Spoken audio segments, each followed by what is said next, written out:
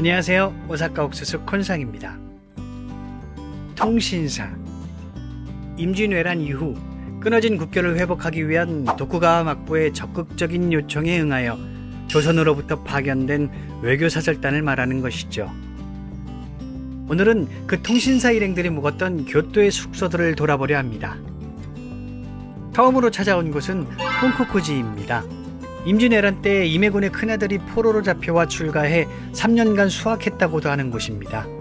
현재 이 위치는 원래 있던 곳에서 멀리 이전한 것이라고 하네요. 한반도에 있었던 많은 나라들과 열도의 나라는 바로 옆 나라임에도 건너기 쉽지 않은 넓은 바다를 사이에 두고 있어서인지 나름 오랜 기간을 좋은 관계로 지내왔었죠.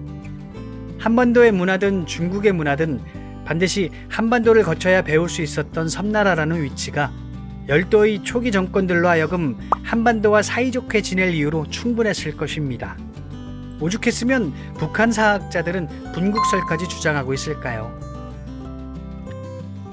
한반도 도레인들이 각각 출신 나라의 색깔을 버리고 점점 열도에 정착해 갈 때도 나름 친분은 잘 유지되고 있었죠.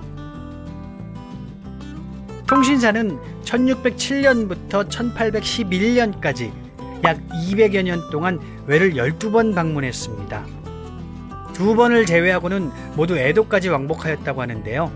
그 규모는 총 400명에서 500명에 이르는 대사절단이었으며 한양에서 출발하여 에도까지 반년 이상이 소요되는 왕복 약 3000km의 코스였다고 합니다. 오다 노부나가가 최후를 맞이한 곳으로 유명한 혼노지 역시도 통신사들의 숙소로 이용됐었다고 합니다. 오늘 찾아온 이곳은 노부나가가 변을 당했던 원래 위치인데요. 사실 통신사들이 혼노지를 이용한 것은 에도 막부 시절이라 이 자리에 묵었던 것은 아닙니다. 혼노지의 변 때 불타 없어졌던 것을 재건할 당시 오다 노부나가의 흔적을 지우고 싶었던 토요토미 히데요시에 의해 다른 위치에 짓도록 했었는데요. 오히려 그곳이 통신사들의 숙소였다고 봐야 할 것 같습니다.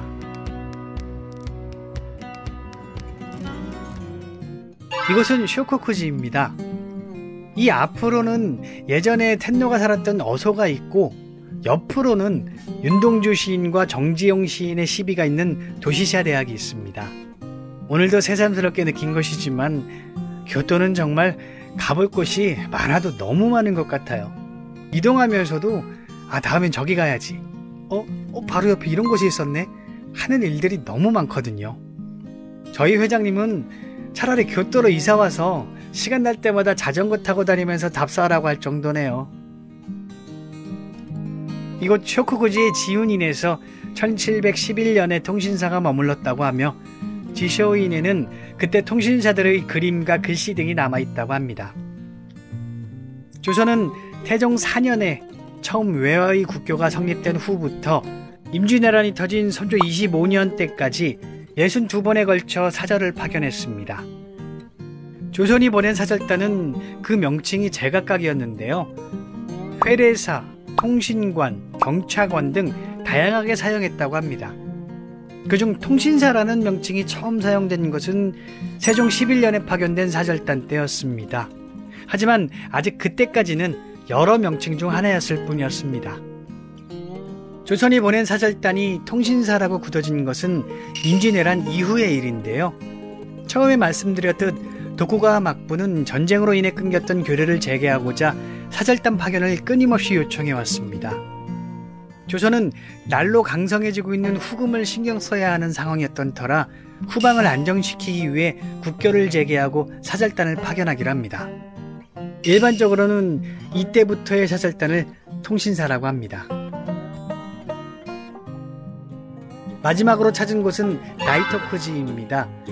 통신사가 4번이나 묵었던 곳이라 통신사 숙소로도 유명한 곳이며 다도의 명인으로 추앙받던 센노리큐를 도요토미 히데요시가 누명을 씌워 죽였다는 얘기로도 상당히 유명한 곳이라고 하네요. 탑두 사원 중 하나인 코토인에는 카토 키요마사가 임진왜란 때 조선에서 가져왔다는 돌 등의 여러 물건들이 소장되어 있다고도 합니다. 어떤 사람들은 통신사 행렬의 화려함만 주목하면서 통신사만으로도 일본에 엄청난 영향을 끼쳤으며 늘 최고의 대우들만 받아온 것으로 착각하기도 하고, 또 어떤 사람들은 그냥 막부의 선전도구로 이용되는 것도 모르고 주제넘게 콧대만 세웠다고 굳이 비하하고 가치를 폄하하는 사람들이 있더라고요. 국가 간의 교류, 사절단 파견 등은 상당히 다양한 차원에서 서로의 이해관계가 얽혀있다고 봐야겠죠. 뭐가 어찌됐든 아무리 동상이몽이라 하더라도 이득이 없으면 하지 않았을 것입니다. 조선은 단 한 번도 관심 없었던 열도 땅의 일로 언제까지 신경 쓸 수 없었기 때문에 적당히 외교를 통해 후방을 안정시켰다는 것만으로도 큰 성과라고 할 수 있습니다. 또한 도쿠가와 막부는 조선으로부터 사절단을 받음으로써 권위를 인정받을 수 있었습니다. 엄청난 비용이 들었다는 화려한 행렬은 각 코스별 지방들의 재력을 소모시켜 지방의 힘을 빼고 중앙의 지배력을 높여 정치를 안정화시키는데 나름의 역할을 하게 되죠. 조선의 통신사에 대해 이렇다 저렇다 말들이 참 많은데요. 어찌됐든 양국은 서로 이득을 취했던 것이고, 그 이득이 더 이상 없다고 느껴졌을 때 폐지가 된 것만은 확실하지 않을까요? 또한 의도에 어떻든 간에 국가 간 교류가 재개된 것이고, 에도 막부가 끝날 때까지 200년을 넘게 전쟁 없는 평화적인 관계를 맺어왔다는 것에 더욱 큰 의미가 있다고 봅니다. 백성들에게 이보다 더 중요한 게 어디 있겠습니까? 임진왜란 이후 국교 정상화를 위해 재개됐던 사절단 통신사. 2019년 무역전쟁 이후 불편해진 한일 관계 속에서 엎친 데 덮친 격으로 코로나 사태 때문에 더욱 관계 개선의 실마리를 찾지 못하고 있는 양국의 위정자들이 새로운 시대에 맞는 새로운 통신사를 마련해 주었으면 좋겠네요. 마지막 통신사 행렬은 스시마에서 끝이 났습니다. 21세기의 통신사는 과연 어디까지 갈 수 있을까요?